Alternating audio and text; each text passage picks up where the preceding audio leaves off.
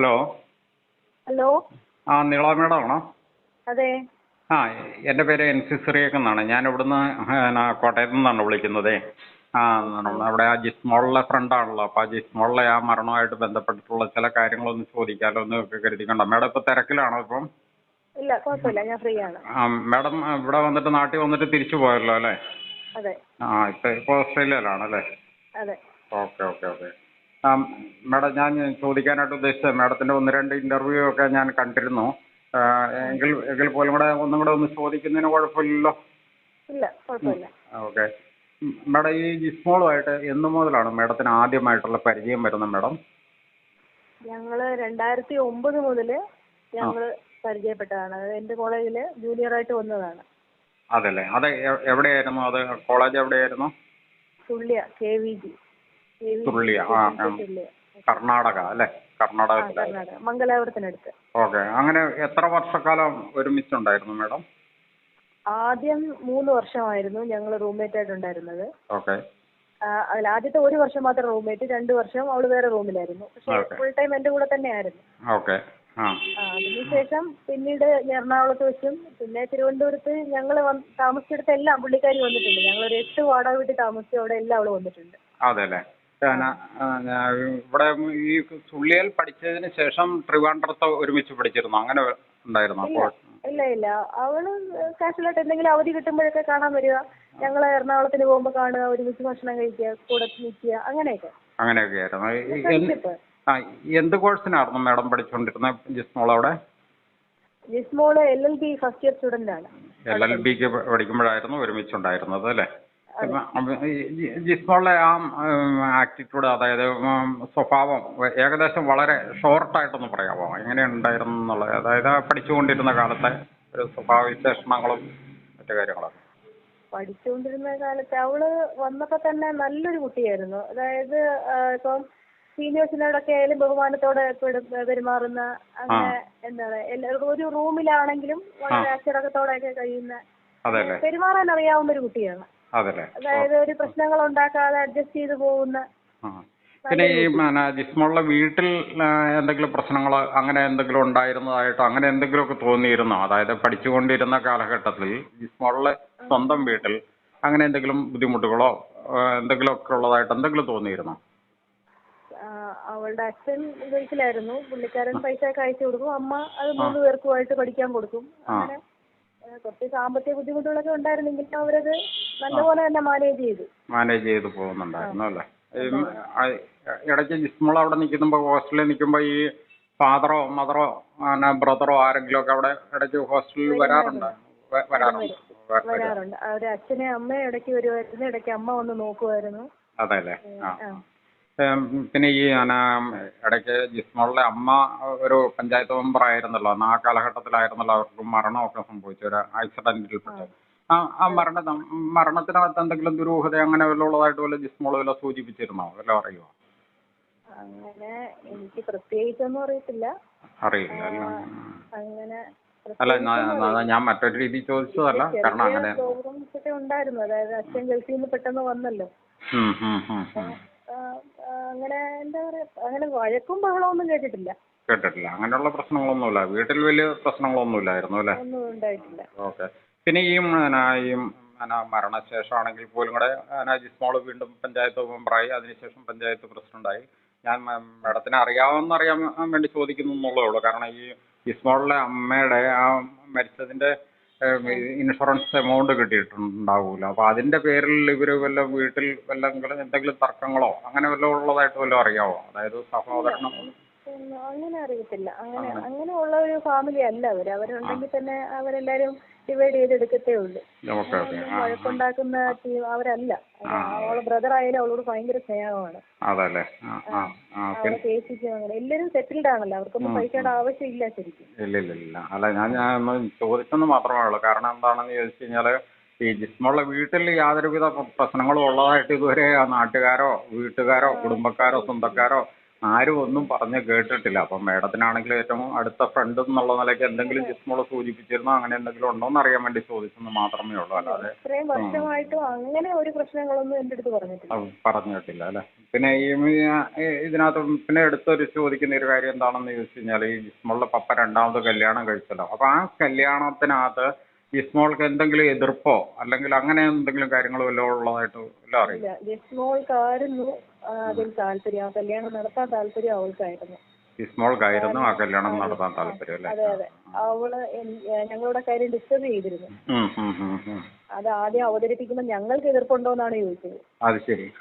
പക്ഷെ അങ്ങനെ അതായത് ജിസ്മോള് മേഡത്തിനോട് ചോദിക്കുവാണ് ചെയ്ത് ഇന്റിമേറ്റ് ഫ്രണ്ട് എന്നുള്ള നിലയ്ക്ക് മേഡത്തിന് കൂട്ടുകാരിക്ക് എന്തെങ്കിലും എതിർപ്പുണ്ടോ ആ കാര്യത്തിനകത്തുന്നുള്ളത് അല്ലേ? അതാണ്, അവളത് പറയാൻ മടിച്ചിരുന്നു. അപ്പൊ ഞാൻ അങ്ങോട്ട് ചോദിച്ച് മനസ്സിലാക്കിയപ്പോ ഞാൻ പറഞ്ഞു അതിൽ ഞങ്ങൾക്ക് 100% സന്തോഷമേ ഉള്ളൂ. 2 പെൺമക്കളും രണ്ടിടത്ത് കല്യാണം കഴിച്ച് സെറ്റിലായി. അപ്പൊ ഇനി അച്ഛനൊരു തുള്ളി വെള്ളം കൊടുക്കാൻ ആരെങ്കിലും വേണം. അങ്ങനെ അങ്ങോട്ട് ഞങ്ങളും കൂടെ പറഞ്ഞ് അങ്ങനെയാണ് അവൾക്ക് അതോടെ പരിപൂർണ്ണ സന്തോഷമായി. ഞങ്ങളുടെ ഭാഗത്തു നിന്നൊക്കെ ഇനി ഞങ്ങള് വേറെ ചിന്തിക്കുമെന്നൊക്കെ ഉണ്ടായിരുന്നു. പക്ഷെ ഇത് കേട്ട് കഴിഞ്ഞപ്പോ ഞങ്ങൾ സന്തോഷമായിട്ട് പറഞ്ഞു അങ്ങനെ നടക്കട്ടെ, അച്ഛനൊരു തുള്ളി വെള്ളം കൊടുത്ത ഒരാളായിരിക്കട്ടെ എന്ന് പറഞ്ഞു. അതെ അതെ, അങ്ങനെയാണ്. അപ്പൊ ജിസ്മോളുടെ പരിപൂർണ്ണ സപ്പോർട്ടോട് കൂടിയാണ് ഫാദറെ രണ്ടാമത് കല്യാണം കഴിക്കുന്നത് അല്ലേ?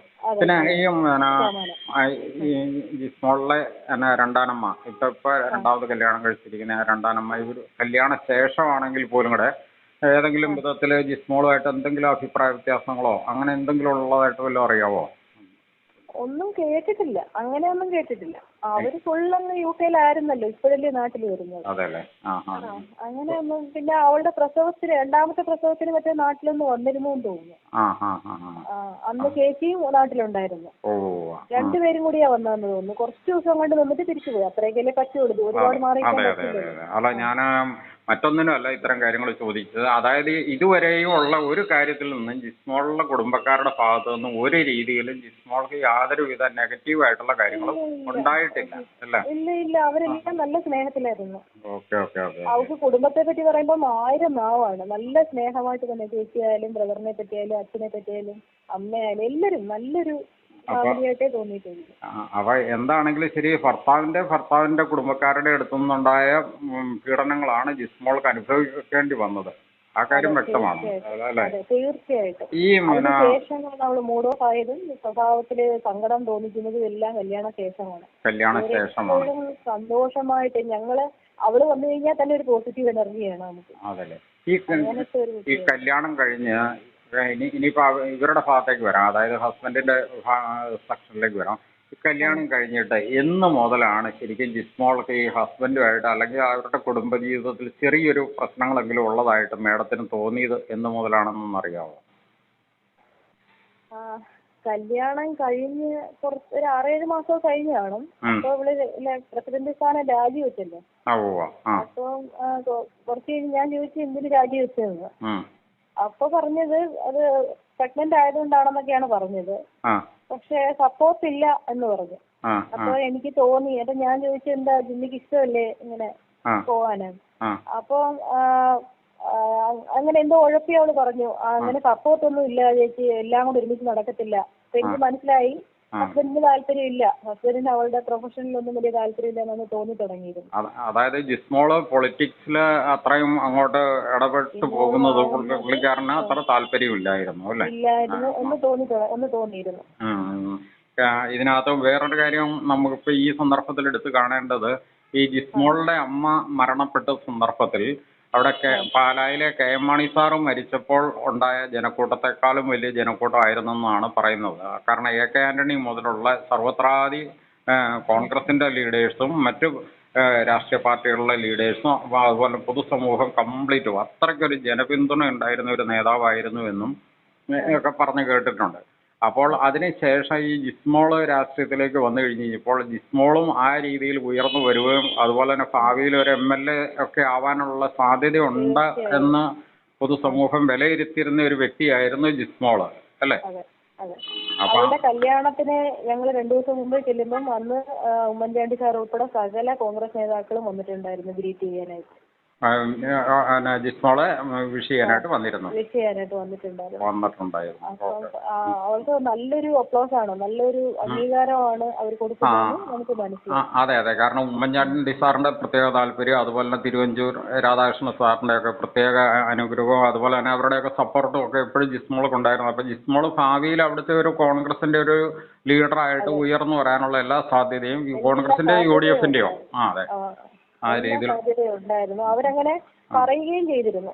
അടുത്ത ഗവൺമെന്റ് വരുമ്പോ അവൾക്ക് നല്ലൊരു പൊസിഷൻ കൊടുക്കുമെന്ന് പറഞ്ഞിരുന്നു. കാരണം നല്ലൊരു അഡ്വക്കേറ്റ് ആണ്, അതുപോലെ തന്നെ പബ്ലിക് ലാൻഡിന്റെ ഇടയിലാണെങ്കിലും നല്ലൊരു മതിപ്പുള്ള ഇമേജ് ഉള്ള ഒരു വ്യക്തി ആണ്, ചെറുപ്പക്കാരിയാണ്. അങ്ങനെ എല്ലാ രീതിയിലും നല്ലൊരു മുതൽക്കൂട്ട് തന്നെയായിരുന്നു ശരിക്കും പറഞ്ഞു കഴിഞ്ഞാൽ. അതിന് ജിമ്മിയോ അല്ലെങ്കിൽ ജിമ്മിയുടെ കുടുംബക്കാരോ ഒരു രീതിയിൽ ഇഷ്ടപ്പെട്ടിരുന്നില്ല എന്നുള്ള കാര്യം വ്യക്തമാണ് അല്ലേ? അതുകൊണ്ടാണല്ലോ ഇത്രയും കരിയർ കിട്ടാമായിട്ടും അവള് രാജിവെച്ചത്. കുടുംബം വേണം, കുടുംബത്തിലുള്ള ഭർത്താവിന്റെ സപ്പോർട്ട് ഇല്ലാത്തത് കൊണ്ടാണല്ലോ അങ്ങനെ ചെയ്തത്. അതെ അതെ, ഇതെല്ലാം വേണ്ടെന്ന് കിട്ടണമെങ്കിൽ തീർച്ചയായിട്ടും അത്ര സമ്മർദ്ദം ഉണ്ടായി കാണുമായിരുന്നു. അതെ. പിന്നെ ഈ ആദ്യത്തെ കുട്ടി ഉണ്ടായതിന് ശേഷം ഈ ജിസ്മോള് കുറെ നാള് വീട്ടിൽ നിന്ന് മാറി നിന്നു, എറണാകുളത്ത് ഒരു ഹോസ്റ്റലിൽ വന്നിരുന്നു എന്ന് പറഞ്ഞു, എന്തോ കോഴ്സ് പഠിക്കാനൊക്കെ ആയിട്ട്. അപ്പൊ ആ സന്ദർഭത്തിൽ അത് ഈ കോഴ്സ് പഠിക്കുക എന്നുള്ള ഒറ്റ ഉദ്ദേശത്തിൽ തന്നെ വന്നു നിന്നാണോ, അതോ വീട്ടിൽ നിന്നുള്ള പ്രശ്നമാണോ? അതെന്താണെന്ന് പറയാമോ? അത് അവരുടെ ഫാമിലിക്കകത്തുള്ള ചില എതിർപ്പുകളാണ്. അപ്പൊ അവൾക്ക് അവിടെ നിൽക്കാൻ പറ്റാത്ത തരത്തില് അമ്മായിയച്ഛൻ, അമ്മായിയമ്മ, സഹോദരങ്ങൾ, ഭർത്താവിന്റെ സഹോദരങ്ങള്, ഭർത്താവ് എല്ലാരും കൂടെ അവൾക്ക് നല്ല ഇൻസൾട്ട് കൊടുത്തു. അതായത് അതെന്ത് മാറ്റണമെന്നൊക്കെ അത് പേഴ്സണലാണ്. അപ്പൊ അങ്ങനെ വലിയ ഇൻസൾട്ടായി. അവൾക്ക് അവിടെ നിൽക്കാനോ തുടരാനോ ജീവിതം തന്നെ അവർക്ക് വേണ്ട ഇനി അവളെ എന്നുള്ള മട്ടിൽ അവർ പെരുമാറിയപ്പോഴാണ് അവള് എറണാകുളത്ത് ഹോസ്റ്റലിലേക്ക് മാറുന്നത്. അപ്പൊ അവര് പൊയ്ക്കോളാൻ പറഞ്ഞു എന്നാണ്. കൂടുതൽ ഡീറ്റെയിൽസ് ഒന്നും പുള്ളിക്കാരി പറയില്ല, 1-2 വാക്കുകളിലേ പറയത്തുള്ളൂ. അപ്പൊ എന്നോട് പറഞ്ഞത് ഇത്രയേ ഉള്ളൂ, ചേച്ചി എന്നോട് പൊയ്ക്കോളാൻ പറഞ്ഞു എന്ന് പറഞ്ഞു. അല്ല, അങ്ങനെ പൊയ്ക്കോളാൻ പറഞ്ഞു കഴിഞ്ഞപ്പോ പെട്ടെന്ന് ഒന്നുമല്ലല്ലോ, ഒരു അഡ്വക്കേറ്റും കൂടെ ആണല്ലോ ആ സന്ദർഭത്തിലും. അപ്പൊ അങ്ങനെ പെട്ടെന്ന് അങ്ങനെ പൊയ്ക്കോളാൻ പറയുമ്പോ അങ്ങനെ അങ്ങോട്ട് പോകാനോ, അല്ലെങ്കിൽ എന്തുകൊണ്ടാണ് നിങ്ങൾ പോകാൻ പറയുന്നതെന്ന് ചോദിക്കാനോ, അല്ലെങ്കിൽ അതിനൊരു വ്യക്തമായൊരു കാരണങ്ങളോ അങ്ങനെയൊന്നും ജിസ്മോള് പറഞ്ഞില്ലേ? അല്ലെങ്കിൽ ചോദിക്കാൻ കൂടുതൽ ഡീറ്റെയിൽസ് ഒന്നും പറഞ്ഞില്ല. പറഞ്ഞത് വീട്ടില് ഒരു പ്രശ്നത്തിന് ഭയങ്കരമായ എതിർപ്പ് വന്നു. ആ പ്രശ്നം എന്താണെന്ന് പറയാവുന്നതാണെങ്കിൽ പറഞ്ഞാൽ മതി. കാരണം പോലീസിലൊക്കെ കൊടുത്തിരിക്കുന്ന മൊഴിയിൽ പറഞ്ഞിരിക്കുന്ന എല്ലാ സീക്രട്ടായിട്ടുള്ള കാര്യങ്ങളൊന്നും പറയണമെന്നില്ല. പബ്ലിക്കായിട്ട് പറയാവുന്ന എന്തെങ്കിലും കാര്യങ്ങളുണ്ടെങ്കിൽ പറഞ്ഞാലും മതി. പൊതുസമൂഹത്തിൽ പറയാവുന്ന കാര്യങ്ങളാണെങ്കിൽ പറഞ്ഞാൽ മതി. കാരണം ഞാൻ എൻ്റെ അടുത്ത് പറയുമ്പോൾ അങ്ങനെ പറഞ്ഞാൽ മതിയല്ലോ. പോലീസിനോട് പറഞ്ഞിരിക്കുന്ന പോലെ എല്ലാം ഡീപ്പായിട്ട് പറയണമെന്നൊന്നുമില്ല. എങ്കിലും കാര്യങ്ങൾ പൊതുസമൂഹത്തിന് അറിയണമല്ലോ. ഞാനിതിപ്പോൾ ഇങ്ങനെ എടുത്ത് ചോദിക്കാൻ മാഡം തെറ്റിദ്ധരിക്കണ്ട. ഇപ്പോൾ എടുത്ത് ചോദിക്കാൻ കാരണം എന്താണെന്ന് ചോദിച്ചു കഴിഞ്ഞാൽ, ജിസ്മോളുടെ കേസ് വളരെ ഇഴഞ്ഞു നീങ്ങുകയാണ് ഇപ്പോൾ, അറിയായിരിക്കുമല്ലോ. അതെ, മേഡത്തും അസ്വസ്ഥയാണ്. അതുപോലെ ജിസ്മോളുടെ ഈ വിഷയത്തിനകത്ത് ആത്മാർത്ഥമായിട്ട് ആഗ്രഹിക്കുന്ന എല്ലാ വ്യക്തികൾക്കും വളരെ അസ്വസ്ഥതയാണ്. കാരണം എന്താണെന്ന് ചോദിച്ചു കഴിഞ്ഞാൽ, നമ്മൾ കേട്ടിരുന്ന കഥ പോലെയല്ല ഈ സംഭവം നടന്നിരിക്കുന്നതെന്നുള്ളത് ഇപ്പോൾ 100% വ്യക്തമാണ്. ആ കാര്യത്തിനകത്ത് മേഡത്തിന് തർക്കം വല്ലതും ഉണ്ടോ? നമ്മൾ കേട്ട കഥ എന്ന് പറയുന്നത് അതെ, 1 മാസമായിട്ടും യാതൊരു പ്രോഗ്രസും ഇല്ല. ഈ നാട്ടുകാർ പറയുന്ന ഒറ്റ തെളിവുകളും അവര് സ്വീകരിച്ചിട്ടില്ല. അങ്ങനെയൊക്കെ അതുപോലെ FIR-ലായാലും അങ്ങനെയൊക്കെ എല്ലാ രീതിയിലും ഈ കേസ് തേച്ച് മായ്ച്ച് കളയാനായിട്ട്, അല്ലെങ്കിൽ പ്രതികൾ ഉദ്ദേശിക്കുന്ന രീതിയിൽ കേസ് വഴിതിരിച്ചു കൊണ്ടുപോകുന്നുണ്ടോ, അതിന്റെ ഇടപെടൽ എവിടെയെങ്കിലുമൊക്കെ ഉണ്ടാകുന്നുണ്ടോ എന്നുള്ളത് സ്വാഭാവികമായിട്ടും നമ്മൾ ശരിക്കും സംശയിക്കുന്നുണ്ട്. അപ്പൊ അതിന്റെ ഭാഗമായിട്ടും കൂടെയാണ് നമ്മൾ ഇത്തരം കാര്യങ്ങളൊക്കെ ചോദിക്കുന്നത്. അപ്പൊ അതിനകത്ത് എന്തെങ്കിലും പറയാവുന്ന കാര്യങ്ങൾ പറഞ്ഞു കഴിഞ്ഞാൽ സ്വാഭാവികമായിട്ട് ഇത്തരം കാര്യങ്ങൾ അറിയിക്കേണ്ടവരെ എനിക്കാണെങ്കിൽ അറിയിക്കാൻ സാധിക്കും. അതുകൊണ്ടും കൂടെയാണ് ഞാൻ ഇത്തരം കാര്യങ്ങൾ ചോദിക്കുന്നത്. കാരണം ഇതിനകത്ത് ചിലർക്ക് പറയുന്നത് കൊണ്ടെന്ന് പറഞ്ഞാൽ പലരുടെയും കുടുംബജീവിതങ്ങൾ തകരുന്ന കാര്യങ്ങളാണ്. അതിന്റെ ആ ഭാഗം കഴിഞ്ഞതിന് ശേഷം ഇപ്പൊ 3-4 വർഷം ആയില്ല. അപ്പൊ അത് പറയേണ്ട കാര്യമില്ലെന്നാണ് എനിക്ക് തോന്നുന്നത്. പക്ഷെ സംഭവം എന്തായാലും ഒരു മരുമോളെ വീട്ടിൽ നിന്ന് പുറത്താക്കത്തക്ക രീതിയിൽ പെരുമാറുന്ന അമ്മായിയമ്മ, സഹോദരങ്ങള്, ഭർത്താവ്, അത്രയും രൂക്ഷമായ പെരുമാറ്റമാണ് അവരിൽ നിന്ന് ഉണ്ടായത്. അവള് ഭയന്നാണ് അവിടുന്ന് പോയിരുന്നത്. അതായത് അവരുടെ ക്രൂരമായ വാക്കുകൾ സഹിക്കാൻ വയ്യാതെയാണ്. അതായത് ആ കാലഘട്ടത്തിൽ പോലും ജിസ്മോൾക്ക് അവിടെ ആ വീട്ടിൽ നിൽക്കാൻ പറ്റില്ലായിരുന്നു. നിന്ന് കഴിഞ്ഞു കഴിഞ്ഞാൽ ചിലപ്പോൾ ഭയപ്പെടുത്താൻ പോയതാ. കുഞ്ഞിനെ വരെ ഇട്ടിട്ട് പോകേണ്ടി വന്നു. ഓക്കെ. ആ സന്ദർഭത്തിൽ ഈ മൂത്ത കുട്ടിക്ക് എന്ത് പ്രായം ഉണ്ടെന്ന് വല്ലതും അറിയാമോ? അവർക്ക് 2 മാസമോ 3 മാസമോ മറ്റേ ഉണ്ടായിരിക്കുള്ളൂ. അത്രേ ഉള്ളൂ. അതായത് ചെറിയ കൊച്ചായിരിക്കുമ്പോ തന്നെയാണ് മാറി നിൽക്കേണ്ടി വന്നത്. അതെ അതെ. അപ്പൊ ആ കുട്ടിക്ക് 21-ലൊക്കെയാണ്, അത്ര വയസ്സൊന്നും ഇല്ല. അപ്പൊ ആ കുട്ടിക്ക് പാല് കൊടുക്കേണ്ട സാഹചര്യമൊക്കെ അതൊക്കെ സ്വാഭാവികമായിട്ടും ബ്രേക്ക് വന്നിട്ടുണ്ടാവല്ലോ. അതെ അതെ, അവര് കുഞ്ഞിനെ നോക്കിക്കോളാമെന്ന് പറഞ്ഞു എന്ന് പറഞ്ഞു. അപ്പൊ അത് മൂത്ത മോളെയാണ്, അന്ന് മൂത്ത മോളോട് എതിർപ്പില്ല. അപ്പം എന്നിട്ടാണ് അവള് മാറി നിൽക്കുന്നത്. അപ്പോഴാണ് ഞാൻ ചോദിക്കുന്നത്, അങ്ങനെ ശരിയാവത്തില്ലല്ലോ, ഞങ്ങൾ ഇടപെടട്ടെ എന്ന് ചോദിച്ചു. അവ പറഞ്ഞു വേണ്ട, അത് ചില പ്രത്യേക സാഹചര്യങ്ങളാൽ അവർക്ക് മാറി നിൽക്കേണ്ടി വന്നു. ആ കാരണങ്ങള് അല്ലെങ്കിൽ മുടക്കേണ്ടി വരും. മറ്റുള്ളവരുടെ സന്തോഷം നശിപ്പിക്കാൻ അവള് താല്പര്യപ്പെടുന്നില്ല. അത്തരം കാര്യങ്ങളും ഇങ്ങോട്ട് ഡീപ്പായിട്ട് തുറന്ന് പറഞ്ഞിട്ടില്ല അല്ലേ? ഇല്ല ഇല്ല ഇല്ല. അപ്പൊ അതൊന്നും പുള്ളിക്കാരി ആരെയും ഉപദ്രവിക്കുന്ന ഒരു കൂട്ടത്തിലല്ല. അതായത് പുള്ളിക്കാരി ശരിക്കും പറഞ്ഞു കഴിഞ്ഞാൽ ഇപ്പോഴത്തെ നമ്മുടെ ഈ സാമൂഹിക കൾച്ചർ അനുസരിച്ച് കുടുംബത്തിന്റെ ഭദ്രത അത് പുള്ളിക്കാരി വളരെ മാക്സിമം കീപ്പ് ചെയ്യാൻ ശ്രദ്ധിച്ചിരുന്നു. 100%. ഈ കൂടെ താമസിക്കുന്ന ആൾക്കാർക്ക് പോലും അപ്പൊ അറിയത്തില്ല അവിടുന്ന് വീട്ടിൽ നിന്ന് പ്രശ്നം ഉണ്ടായി വന്നതാണെന്ന് ആർക്കും അറിയില്ല. ആ ഒരു സന്ദർഭത്തിൽ മാത്രമേ അറിയത്തുള്ളൂ. ഓക്കെ, ആ ഒരു സന്ദർഭത്തിൽ ഈ ജിസ്മോളുടെ പപ്പയൊക്കെ ഇവിടെ ഉണ്ടായിരുന്നോ നിലവിൽ? ഈ ജിസ്മോള് നാട്ടിലുണ്ട്. അപ്പൊ പപ്പേനെ ഇത്തരം കാര്യങ്ങൾ ജിസ്മോൾ അറിയിച്ചിരുന്നോ? കാരണം അറിയിച്ചിരുന്നാല് പുള്ളിക്കാരന്റെ ജീവിതത്തിന് ഒരു തടസ്സമാകും എന്ന് കരുതി അവള് സ്വയം സഹിക്കുകയായിരുന്നു. അതായത് ഈ കോഴ്സിന്റെ പേരും പറഞ്ഞ് പപ്പേനെയും പറഞ്ഞ് കൺവീനിയൻസ് ചെയ്യിച്ചിരുന്നു അല്ലേ? അതെ. ഓക്കെ. പിന്നെ ഈ ജിമ്മി ഈ ജിസ്മോളെ വീട്ടിൽ വെച്ച് അപായപ്പെടുത്താനായിട്ടുള്ള ചില കാര്യങ്ങൾ ഇതിനു മുമ്പ് ചെയ്തിരുന്നതായിട്ടുള്ള അങ്ങനെ വല്ല അറിവ് വല്ലതും മാഡത്തിന് കിട്ടിയിട്ടുണ്ടോ? അടിച്ചിരുന്നു, ഉപദ്രവിച്ചിരുന്നു, കഴുത്തിനൂട്ടി പിടിക്കുമായിരുന്നു. ജിമ്മി ഭയങ്കര ദേഷ്യക്കാരനാണ്. അപ്പം കഴുത്തിനൂട്ടി പിടിക്കുമായിരുന്നു ദേഷ്യം വന്നാല്. അതുപോലെ ഉപദ്രവിച്ചിരുന്നു. അടിച്ച കഥകളൊക്കെ എനിക്കറിയാം കുറച്ചൊക്കെ. പക്ഷെ അവള് ഇതൊന്നും പുറത്തു പറയത്തില്ല. അങ്ങനെ അച്ഛൻ സഹിക്കേട്ടുമ്പോഴാണ് എന്നെ വിളിച്ച് പറയുന്നത്. അല്ല, ഒരു പ്രാവശ്യം തല ഭിത്തിയിൽ പിടിച്ച് അതെനിക്ക് ആ സംഭവം ഞാൻ അറിഞ്ഞില്ല. അന്ന് പപ്പ നാട്ടിലുണ്ടല്ലോ, അത് പപ്പയിൽ നിന്നാണ് അത്തരം കാര്യങ്ങളെല്ലാം നമ്മളൊക്കെ അറിഞ്ഞിരിക്കുന്നത്. പപ്പ പല മീഡിയാസിന്റെ മുമ്പിൽ അത്തരം കാര്യങ്ങൾ തുറന്നു പറഞ്ഞിരുന്നു. അപ്പൊ അതിൽ നിന്നാണ് നമുക്ക് അറിഞ്ഞിരുന്നത്. പിന്നെ ഈ ജിമ്മിയെ കൂടാതെ ഈ ജിമ്മിയുടെ അമ്മയും ജിമ്മിയുടെ സഹോദരിമാരോ ഇപ്പൊ മൂത്ത സഹോദരിയെ ഓൾറെഡി പ്രതി ചേർത്തിട്ടുണ്ടെന്നാണ് പറയപ്പെടുന്നത്. അപ്പം ഇവരാരെങ്കിലും ഒക്കെ ഉപദ്രവിച്ചിരുന്നതായിട്ട് വല്ല ജിസ്മോൾ പറഞ്ഞിട്ടുണ്ടോ? അടുക്കളയിൽ വെച്ച് അടിച്ചു എന്നൊരിക്കൽ പറഞ്ഞിട്ടുണ്ട്. പക്ഷെ അത് ഞാൻ ഇപ്പോഴാണ് ഓർക്കുന്നത്. അടുക്കളയിൽ പാചകം ചെയ്തുകൊണ്ട് നിൽക്കുമ്പം ചെറിയ തെറ്റിന് പോലും അവര് രണ്ടുപേരും അമ്മായിയമ്മയും ചേട്ടത്തിയും ഒക്കെ അടിക്കും എന്ന് പറഞ്ഞിട്ടുണ്ട്. അതായത് ഉപ്പിടാൻ മറന്നോ അല്ലെ എന്തെങ്കിലും ഒക്കെ നല്ലപോലെ ശിക്ഷിക്കും അങ്ങനെ. അത് പക്ഷെ അവളൊരു തമാശയായിട്ടേ എടുത്തിട്ടുള്ളൂ. അടിക്കുമായിരുന്നു. ഒന്നുമല്ലെങ്കിലും മരുമോളാണെങ്കിൽ പോലും കൂടെ ഇവരൊരു അഡ്വക്കേറ്റ് ആണ്, അതുപോലെ തന്നെ ഒരു പഞ്ചായത്ത് പ്രസിഡന്റ് ആയിട്ടിരുന്ന ഒരാളാണ്. ഇത്രയൊക്കെ സോഷ്യൽ അതായത് ഈ പൊതുവെ വക്കീലന്മാരും മരുമോളായി വരുമ്പം വീട്ടിലുള്ള പെണ്ണുങ്ങൾ ഇവിടെ നമ്മളെ കുടുക്കി കളയുന്നു. വക്കീലിനെ ഒതുക്കി ശിക്ഷിച്ചു നിർത്തുന്ന ഒരു താല്പര്യ മനോഭാവം ഉണ്ടല്ലോ. കഠിനമായി കിടക്കുന്ന ചിന്ത ഉണ്ടല്ലോ. അതുകൊണ്ട് വക്കീലിനെ അടിക്കുമ്പോ കിട്ടുന്ന ഒരു പ്രത്യേക ത്രില്ലിന് വേണ്ടിയിട്ടാണെന്നൊക്കെ എപ്പോഴോ പറഞ്ഞതായിട്ടൊരു ഓർമ്മയുണ്ട്. അപ്പോഴും അവൾ അതെല്ലാം സഹിച്ചത് അയാൾക്കും കുട്ടികൾക്കും ഒപ്പം സുഖമായി ജീവിക്കാൻ വേണ്ടി, നാളെ നന്നാവുന്ന കരുതിയിട്ടാണ്. കോടതിയിലും ഇങ്ങനെ പണ്ടൊക്കെ പറഞ്ഞു കേട്ടിട്ടുണ്ട്, കോടതിയിൽ മജിസ്ട്രേറ്റ് ആണെങ്കിൽ പോലും കൂടെ വീട്ടിൽ വന്നു കഴിഞ്ഞാൽ ഭർത്താവ് ഭാര്യനെ ഉപദ്രവിച്ചു കഴിഞ്ഞു കഴിഞ്ഞാൽ മജിസ്ട്രേറ്റിനെ ഉപദ്രവിച്ച ആളാണ് എന്നുള്ളൊരു ക്രെഡിറ്റ് സെപ്പറേറ്റ് കിട്ടും എന്നുള്ളൊരു മനോഭാവം ഇവിടെയും അപ്ലൈ ചെയ്തിരുന്നു എന്നാണ് മാഡം പറഞ്ഞു വരുന്നതിന്റെ സാരാംശം. അത് ഞാൻ കേട്ടിട്ടുണ്ട് അവളുടെ വായിന്ന് തന്നെ. വക്കീലിനെ ഒതുക്കി അടിമയാക്കി ഇടുന്നതിനൊരു ത്രില്ലുണ്ടല്ലോ അങ്ങനെ. അതായത് ഇവരുടെ ഇവരുടെ സാമൂഹിക ചുറ്റുപാടെന്ന് പറഞ്ഞു കഴിഞ്ഞാൽ ഡൈവോഴ്സ് ഒന്നും ചിന്തിക്കാൻ പോലും അവളെ കൊണ്ട് പറ്റത്തില്ല.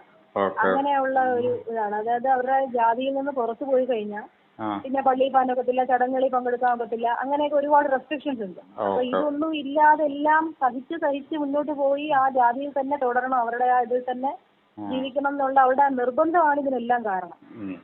പിന്നെ ഈ ജിസ്മോളെ ചേച്ചിയും ഒക്കെ ജിസ്മോളെ അന്വേഷിക്കാറുണ്ടായിരുന്നല്ലോ അല്ലെ? ചേച്ചിയും അനിയത്തിയും നല്ല സ്നേഹത്തിലായിരുന്നു. അവരുടെ ഒക്കെ ഭാഗത്തുനിന്ന്, അതായത് ജിസ്മോളുടെ വീട്ടിൽ നിന്നും പരിപൂർണ സഹകരണവും സപ്പോർട്ടും. നല്ല സ്നേഹമായിരുന്നു, അവര് നല്ല സ്നേഹമായിരുന്നു. അതല്ലേ. അപ്പം പിന്നെ ഇവര് കല്യാണം കഴിഞ്ഞതിന് ശേഷം വെറുതെ ഒന്ന് ചോദിക്കുന്നത് മാത്രമേ ഉള്ളൂ, സിനിമയ്ക്കോ അതുപോലെ മറ്റ് പൊതു ചടങ്ങുകൾക്കൊക്കെ ഈ ജിസ്മോളെ കൊണ്ട് ജിമ്മി പോകാറുണ്ടായിരുന്നു, അങ്ങനെയുള്ള കാര്യങ്ങളൊക്കെ? ഇല്ല, ഞാനത് കേട്ടിട്ടില്ല. അങ്ങനെ ഒന്നും അവള് പറഞ്ഞിട്ടില്ല എവിടെയെങ്കിലും പോയിന്നോ, യാത്ര പോയിന്നോ. അപ്പൊ എല്ലാം ഈ ഹൈക്കോടതിയിലൊക്കെ കേസിന്റെ തിരക്ക് കൊണ്ടെന്നാണ് നമ്മൾ ധരിക്കുന്നത്. പക്ഷെ സത്യം അയാൾ കൊണ്ടുപോയിട്ടില്ല എന്നുള്ളതായിരുന്നു ഈയിടയ്ക്കാണ് ഞാൻ അറിയുന്നത്. അതല്ലേ. അവള് തിരക്കുള്ള അഡ്വക്കേറ്റ് ആയതുകൊണ്ട് പോയിട്ടുണ്ടാവില്ല എന്നേ ഞാൻ വിചാരിച്ചിരുന്നുള്ളൂ. പിന്നെ ഇവര് തങ്ങളുടെ ഈ സ്ത്രീധനത്തിന്റെ പേരില് ഇവര് തങ്ങളിലല്ല പേരിലുണ്ടെന്നും അത് കേട്ടിട്ടുണ്ട്. അതിലും വലിയൊരു പ്രധാന കാര്യം എന്ന് പറഞ്ഞാൽ ഇവളൊരു ദിവസം കല്യാണത്തിന് പോവാൻ നിൽക്കുന്നു. അപ്പൊ അവള് വിളിച്ചിട്ട് എന്നോട് പറഞ്ഞ ഒരു കാര്യം എന്ന് പറഞ്ഞാൽ അവളെ കല്യാണത്തിന് കൊണ്ടുപോയില്ല. കല്യാണം എന്ന് പറയുന്നത് ജിമ്മിയുടെ വല്ലോ കസിൻസോ ആരുടെയോ ബന്ധുക്കളെ കല്യാണത്തിന് കൊണ്ടുപോയില്ല. അതിന്റെ കാരണം പറഞ്ഞത് കൊണ്ടുപോകാൻ കൊള്ളില്ല എന്ന് പറഞ്ഞു. അങ്ങനെ പറഞ്ഞു. അതായത് കല്യാണത്തിന് പോകുന്നിടത്ത് അവമാനിക്കപ്പെടുന്നു എന്നവള് പറഞ്ഞു. അങ്ങനെ ഒരു ഇത്. അപ്പൊ ഞാൻ പറഞ്ഞു നീ തിരിച്ചു പോയി എന്തിനു വെറുതെ സഹിക്കുന്നത്, അതൊന്നും പറ്റത്തില്ല ചേച്ചി എന്നൊക്കെ പറഞ്ഞു. അന്ന് അല്ല, ഈ കല്യാണത്തിന് കൊണ്ടുപോകാൻ കൊള്ളില്ല എന്ന് പറഞ്ഞതിന്റെ ആ ഒരു കാരണം, അതായത് എന്താണ് അവർ ഉദ്ദേശിച്ചത്? സ്വർണത്തിന്റെ കുറവാണോ, അതോ അല്ലെങ്കിൽ കളറിന്റെ കുറവാണോ, അതോ കളറും സൗന്ദര്യവും ഒന്നും അയാൾക്ക് ബോധിച്ചിട്ടില്ല എന്നാണല്ലോ ഇതിന്നെല്ലാം നമുക്ക് മനസ്സിലാവുന്നത്. അയാൾക്ക് അവളെ ഇഷ്ടമായിരുന്നില്ല, അതാണല്ലോ ഇതിന്നെല്ലാം മനസ്സിലാവുന്നത്. അയാൾക്ക് ഇഷ്ടമുണ്ടായിരുന്നെങ്കിൽ അവളെ ഈ ഗതികേടിൽ എത്തത്തില്ലല്ലോ ഒരിക്കലും. പിന്നെ അത് ഒരു വിവാഹം എന്ന് പറഞ്ഞു കഴിഞ്ഞാൽ ആദ്യം വേണ്ടത് ഭാര്യയും ഭർത്താവും തമ്മിലുള്ള സ്നേഹമല്ലേ, ബാക്കിയൊന്നും അല്ലല്ലോ പ്രധാനം. അയാൾക്ക് അവളെ ഇഷ്ടമായിരുന്നില്ല, അപ്പൊ എപ്പോഴും അപമാനിച്ചിരുന്നു. പിന്നെ ഇതിനകത്ത് ഈ ജിസ്മോളിലെ ഏറ്റവും ലാസ്റ്റ് വന്ന മെസ്സേജോ അല്ലെങ്കിൽ ഫോൺ കോളോ അത് എന്നാണെന്ന് മേഡം ഓർക്കുന്നുണ്ടോ? അത് ഞാൻ ഓസ്ട്രേലിയ നമ്പറിൽ നിന്ന് പലതവണ വിളിച്ചിട്ടുണ്ട്. അതിന് ആ നമ്പറൊക്കെ ഇനി എടുക്കണം. നമ്മൾ ഓരോ തവണയും വരുമ്പോഴും നമ്പർ മാറി മാറിയേ എടുക്കുന്നത്. കാരണം ഞാൻ കണ്ടിന്യൂസ് ഇട്ട് കഴിഞ്ഞാൽ ഒരുപാട് പൈസ അടക്കേണ്ടതുണ്ട് ഓരോ സിമ്മിൽ നിന്നാണ്. അപ്പൊ നമ്മൾ ഇവിടുന്നൊക്കെ വിളിക്കുമ്പം ഓരോ സിമ്മാണ്, അതായി പ്രശ്നം. ഇതിലൊന്നും ഇല്ല. അല്ല, എന്നാലും ഒരു ഏകദേശം ഈ ജിസ്മോള് മരണപ്പെടുന്നതിന്റെ എത്ര നാള് മുമ്പാണ് ഞാൻ ആ ജിസ്മോൾ ലാസ്റ്റ് വിളിച്ചിരുന്നത് അല്ലെങ്കിൽ മെസ്സേജ് ആയിട്ട് അയച്ചിരുന്നതെന്ന് അങ്ങനെ ഓർക്കാൻ സാധിക്കുന്നുണ്ടോ? അതായത് ഡിസംബറില് ജനുവരി 1 ഞാൻ ന്യൂ ഇയർ ഒക്കെ ഇട്ടിട്ടുണ്ട്. ന്യൂ ഇയർ ആശംസയൊക്കെ അങ്ങോട്ടും ഇങ്ങോട്ടും ഇട്ടിട്ടുണ്ട്. പിന്നെ അവള് സ്റ്റാറ്റസ് ഇടുമല്ലോ, ബ്രദറിന്റെ കല്യാണത്തിന്, കുട്ടിയുടെ മാമോദിസയ്ക്ക്, അതിനൊക്കെ ഞങ്ങൾ അങ്ങോട്ടും ഇങ്ങോട്ടും ലവ് സ്റ്റാറ്റസ് ഒക്കെ ഇടാറുണ്ട്. ലവ് മോജിയൊക്കെ ഇടാറുണ്ട്. അതുപോലെ ഫണ്ണി ആയിട്ട് എന്തെങ്കിലും അയച്ചിട്ടുണ്ടാവും. പക്ഷെ കോൾ ചെയ്തത് എന്നാണ് എനിക്ക് കൃത്യമായിട്ട്, എന്നാലും ഫെബ്രുവരി ലാസ്റ്റ് ഒക്കെ ആയിരിക്കണം. കാരണം എനിക്ക് നല്ല തിരക്കായിരുന്നു, അവൾക്കും അത് അറിയാമായിരുന്നു. അപ്പൊ അതുകൊണ്ട് അങ്ങനെ വിളിച്ച ഡേറ്റ് ഒന്നും ഓർമ്മയില്ല. പക്ഷെ നമ്മൾ അങ്ങോട്ടും ഇങ്ങോട്ടും എല്ലാത്തിനും ലൈക്കൊക്കെ ഇട്ട് പോകുന്നുണ്ടായിരുന്നു. പിന്നെ ഞാൻ വിഷുവിനാണ് ഞാൻ നാട്ടിൽ വന്നിട്ടുണ്ട് എന്ന് അറിയിക്കാൻ വേണ്ടിയിട്ട് വിഷുവിന്റെ അന്ന് രാവിലെയാണ് മെസ്സേജ് ഇട്ടത്. അതായത് ജിസ്മോള് മരിക്കുന്ന ആ ഒരു കാലഘട്ടത്തിൽ, ആ ഒരു ടൈമിൽ മേഡം ഇവിടെ ഉണ്ടായിരുന്നു, എറണാകുളത്തുണ്ടായിരുന്നു. അതെ, ഞാൻ ഉണ്ടായിരുന്നു. ഞാൻ എറണാകുളത്തല്ല, ട്രിവാൻഡ്രത്തോ അല്ലേ? വന്നത് പറയാൻ പറ്റിയില്ല, എനിക്ക് ഇത്തിരി തിരക്കായി പോയി നാട്ടിലെ. അത് കഴിഞ്ഞ് ജോലിയുടെ സംബന്ധിച്ച് വിഷുവിന് വിഷ് ചെയ്ത് കഴിഞ്ഞിട്ട് യാതൊരു റിപ്ലൈ കിട്ടിയില്ല? ഇല്ല, വിഷുവിന്റെ അന്ന് രാവിലെ ഞാനൊരു 9 മണിയൊക്കെ ആയപ്പോഴത്തേക്ക് പുള്ളിക്കാരിക്ക് ഒരു മെസ്സേജ് ഇട്ടു, ഹാപ്പി വിഷു എന്ന് പറഞ്ഞിട്ട്. പക്ഷെ റെസ്പോണ്ട് ചെയ്യുന്നില്ല. അപ്പൊ നമ്മള് സ്വാഭാവികമായിട്ട് കല്യാണമൊക്കെ കഴിഞ്ഞ് തിരക്കായിരിക്കുമല്ലോ, അങ്ങനെയൊക്കെ വിചാരിച്ചു. അത് അന്നും കണ്ടില്ല, പിറ്റേന്നും കണ്ടില്ല. പിറ്റേന്നപ്പോ ഞാനിങ്ങനെ സംശയിച്ചത് എന്ത് പറ്റിയെന്ന് കരുതി എടുത്ത് നോക്കുമ്പോഴാണ് ഇത് മനോരമ ഓൺലൈനിലാണ് കാണുന്നത്, പുള്ളിക്കാരി ഇങ്ങനെ ആറ്റിൽ ചാടി ആത്മഹത്യ ചെയ്തത്. എനിക്ക് വിശ്വസിക്കാൻ പറ്റില്ല. ശരിക്കും മേഡം ആദ്യം അറിയുന്നത് ന്യൂസ് ചാനൽ വഴിയാണ് ഈ വിഷയം അറിയുന്നത്? അതെ. ഓക്കെ. അതായത് ശരിക്കും പറഞ്ഞു കഴിഞ്ഞാൽ ഇപ്പം എല്ലാവരിൽ നിന്നും കിട്ടിയിരിക്കുന്ന ഒരു അറിവ് വെച്ച്, അതായത് ജിസ്മോൾ ഈ 15-ാം തീയതി ഒരു ഉച്ച സമയത്താണ് ഈ പഴുതിച്ചാടി മരണപ്പെട്ടു എന്നുള്ള വാർത്ത പുറം ലോകം അറിയുന്നത്. അതിന്റെ ഒരു 2 ദിവസം മുമ്പ്, അതായത് ഞായറാഴ്ച ഇവർ കല്യാണത്തിന് എവിടെയോ പോയിരുന്നു എന്ന് പറയുന്നു. ആ കല്യാണത്തിന് പോയിട്ട് വന്നതിന് ശേഷമുള്ള അന്നത്തെ ഒരു ജിസ്മോളെ നേരിട്ട് കാണുകയോ സംസാരിക്കുകയോ ചെയ്തത് ഒഴിച്ചു കഴിഞ്ഞാൽ 2 ദിവസമായിട്ട് ശരിക്കും ജിസ്മോളെ പറ്റി യാതൊരു വിവരവും പുറം ലോകത്തിലില്ല, അല്ലേ? ഇല്ല, ആർക്കും ഒന്നും അറിയില്ല. കാരണം അവളുടെ ബ്രദറിന്റെ ഭാര്യക്ക് ആ കല്യാണം കഴിഞ്ഞിട്ട് വന്നിട്ട് ഉച്ചയ്ക്ക് ഒരു 3:30 ആയി കാണും ഞായറാഴ്ച. ഓ വന്നിട്ട് ആ നാത്തൂന് മെസ്സേജ് ഇട്ടിരിക്കുന്നു, ഇവർക്ക് പായസം വലിയ ഇഷ്ടമാണ്. അപ്പൊ കല്യാണത്തിന് എവിടെ പോയാലും പണ്ട് എന്റെ കൂടെ അമ്പലങ്ങളിൽ വരുമ്പോഴും പായസം കഴിക്കാനാണ് പുള്ളിക്കാരി വരുന്നത്. അപ്പൊ അങ്ങനെ ആ പായസം കഴിച്ചു, നല്ല റെസ്റ്റ് എടുക്കുന്നു, അതുകൊണ്ട് ഉറങ്ങിപ്പോയി, ക്ഷീണത്തിലാണ് എന്നൊക്കെ പറഞ്ഞുകൊണ്ടാണ് മെസ്സേജ് ഇട്ടേക്കുന്നത്. അങ്ങനെ ഇട്ട് അതാണ് അവസാനം. പിന്നെ ആർക്കും ഒരു റെസ്പോൺസും ചെന്നിട്ടില്ല. അപ്പൊ ആ 2 ദിവസം കൊണ്ട് എന്തൊക്കെയോ അവിടെ സംഭവിച്ചിട്ടുണ്ട്. അത് എന്താണെന്നാണ് ശരിക്കും അന്വേഷണ സംഘമാണ് കണ്ടെത്തേണ്ടത്. എങ്കിൽ പോലും കൂടെ ആ ഒരു അന്വേഷണത്തിന്റെ ഭാഗമായിട്ട് നമ്മളിലുള്ള എല്ലാം അത്തരം കാര്യങ്ങൾ അതിന്റെ സത്യം പുറത്തേക്ക് അറിയാനായിട്ടുള്ള താല്പര്യം ഏറ്റവും കൂടുതലായിട്ട് നമ്മളിൽ നിറഞ്ഞു നിൽക്കുന്നത് കൊണ്ടും കൂടെയാണ് ഇത്തരം കാര്യങ്ങളെ പറ്റി ചോദിക്കുന്നത്. തീർച്ചയായിട്ടും എനിക്കതിന്റെ സത്യാവസ്ഥ അറിയണം. അതെന്താണ് സംഭവിച്ചതെന്ന് ഇനി എങ്ങനെ പോണം എന്നൊന്നും അറിയില്ല. പക്ഷെ അവൾക്ക് നീതി കിട്ടണം. എന്തായാലും അവൾക്ക് ജീവിച്ചിരിക്കുമ്പോ കിട്ടാത്ത നീതി മരണത്തിലെങ്കിലും കിട്ടണം. പക്ഷെ അതിനും അപ്പുറം എന്താണ് സംഭവിച്ചത്, എങ്ങനെ ഇത് സംഭവിച്ചു, ഇത് അറിയാതെ എന്ത് സമാധാനമാണ് ഇത്രയും കാലം ഒരുമിച്ചുണ്ടായിട്ട്. അല്ല, അത് എന്താണെങ്കിലും ഇവിടെ പൊതുസമൂഹത്തിന് അത്തരം കാര്യങ്ങൾ അറിയാനുള്ള അവകാശമുണ്ട്. കാരണം ഇത് നമ്മുടെ ഫണ്ടമെന്റൽ റൈറ്റും ഫണ്ടമെന്റൽ ഡ്യൂട്ടിയുടെ ഭാഗമായിട്ട് തന്നെയാണ് നമ്മൾ ഇത്തരം കാര്യങ്ങളെ പറ്റിയൊക്കെ സംസാരിക്കുന്നത്. കാരണം ഇത് നമ്മൾ അറിഞ്ഞിരിക്കണം. കാരണം അങ്ങനെയാണല്ലോ ഇവിടുത്തെ നിയമ സംവിധാനം നിലനിൽക്കുന്നതും മുമ്പോട്ട് പോയിക്കൊണ്ടിരിക്കുന്നതും. അതുകൊണ്ട് തന്നെ നമുക്ക് ഇത്ര കാലം ആത്മഹത്യ എന്ന് പറഞ്ഞു, പക്ഷെ എല്ലാ സാഹചര്യ തെളിവുകളും വെച്ച് നോക്കുമ്പോൾ ആത്മഹത്യയുടെ യാതൊരു ലക്ഷണവും അല്ല.